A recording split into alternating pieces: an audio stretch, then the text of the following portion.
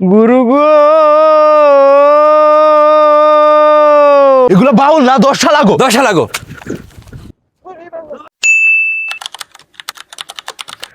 জয় গুরু foul সরকার। গুরু গো,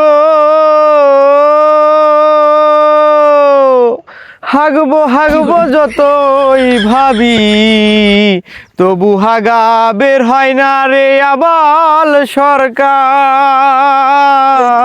গুরু তোমার গান কি রে জাহিদ? শুনিলে ওখানে কারা গান গায়? আমার হাগা হয় না ক্লিয়ার।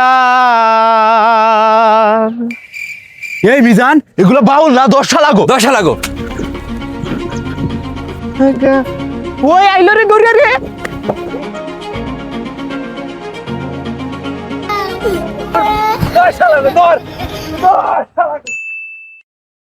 প্রিয় শ্রোতাগণ, আমি বিখ্যাত ফাউল শিল্পী নাগাম ফাটা আবাল সরকারের একজন বড় ভক্ত। আমার ওস্তাদ আবাল সরকার যে গান গায়, আহ কি তার গান, কি তার গানের সুর, তার গানের সুরে এলাকায় একটা কুত্তাও এলাকায় থাকতে পারে না। আমার ওস্তাদের গানের গলা শুনে কুত্তারা মনে করে তাদেরই একজন, তাই তারা ছুটে চলে আসে আমার ওস্তাদের গান শুনতে। আমার সেই গরু আবাল সরকারকে পুলিশ গ্রেপ্তার করে নিয়ে গেছে, তার স্থান এখন জেলে। আরে পুলিশ হয়তো জানে না আমার গরু আবাল সরকারের স্থান বাউলানিদের বুকে, আর তাকে বাউলানিদের বুকে ফিরিয়ে দিতে হলে আমাদের আন্দোলন করতে হবে। তোমরা কি আন্দোলন করার জন্য প্রস্তুত? তাহলে তোমরা এই স্লোগান দিবা, নাগাম ফাটা আবাল সরকারের, তোমরা বলবা মুক্তি চাই, মুক্তি চাই। কি বলবা?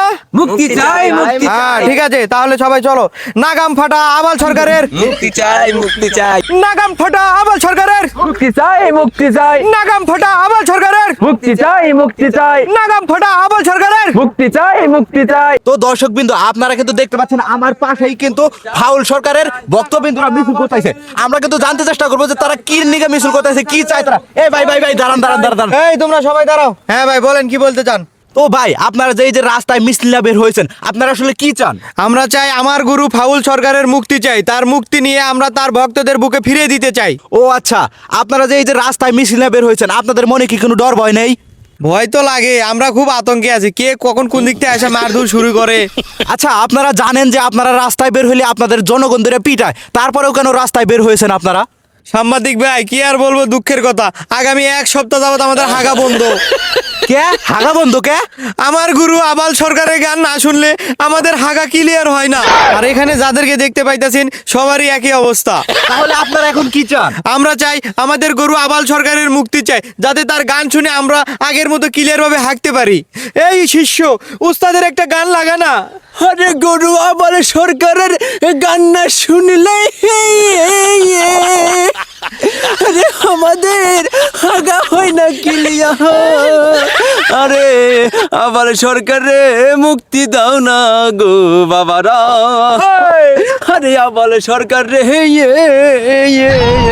মুক্তি দাও না বাবারা। আরে